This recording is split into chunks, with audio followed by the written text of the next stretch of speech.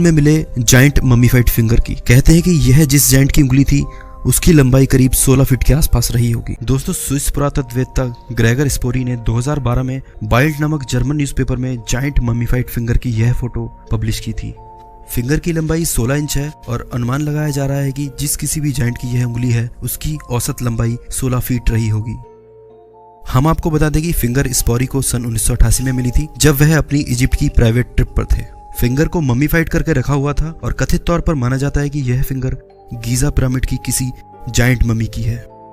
News में आने के बाद फोटो इंटरनेट पर काफी वायरल हुआ और कई मेजर न्यूज ऑर्गेनाइजेशंस ने इस पर चर्चा की। दोस्तों, फिंगर कहां से आई और स्पोरी को कैसे मिली, आइए इसके पीछे की कहानी जान लेते हैं।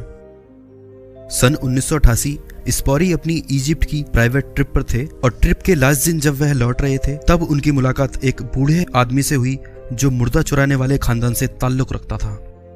स्पोरी की रुचि उस आदमी के हाथ में लगे एक बंडल में थी जिसमें चुराई हुई हड्डियां और मम्मी के अवशेष रखे थे। $300 देने के बाद वह आदमी उस बंडल को दिखाने के लिए राजी हो गया। स्पोरी के शब्दों में वह कपड़े में लिपटा एक लंबा सा बंडल था जिससे सड़ी हुई गंध आ रही थी, पर जब मैंने उस बंडल में वह डार्क ब्राउन जायंट फिंगर देखी तो मैं अचंभे में रह गया। स्पोरी ने उसे हाथ में लेकर उसके कुछ फोटोग्राफ्स लिए और साथ में साइज कंपैरिजन के लिए फिंगर के पास एक बिल भी रख दिया। वह एक मुड़ी और टूटी हुई उंगली थी जिस पर सूखी फफूंद जमी थी, जो शायद उसे मम्मीफाइड करके रखने की वजह से थी, और उसका वजन उसके आकार से काफी कम था।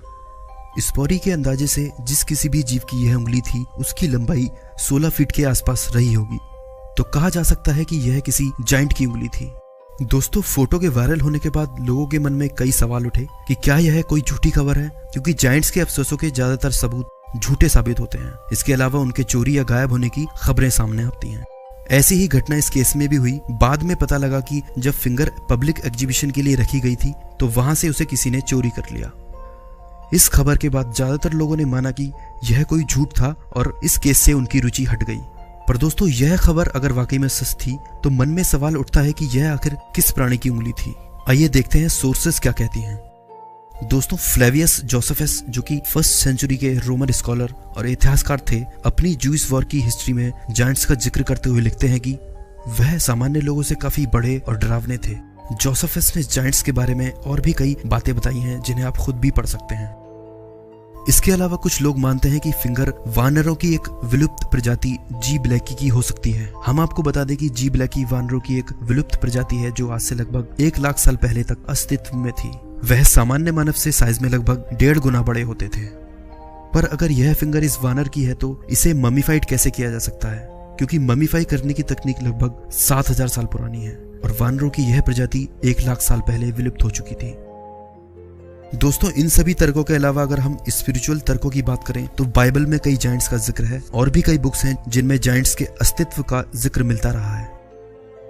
ऑस्ट्रेलियन, नॉर्स, हिंदू और ग्रीक मिथोलॉजी में भी जायंट्स का जिक्र देखने को मिलता है।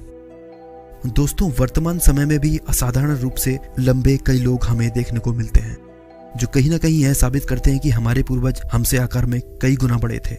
हम यह नहीं कहते कि आप इस पर यकीन कीजिए, आप खुद भी एक इंडिपेंडेंट रिसर्च करके किसी नतीजे पर पहुंच सकते हैं।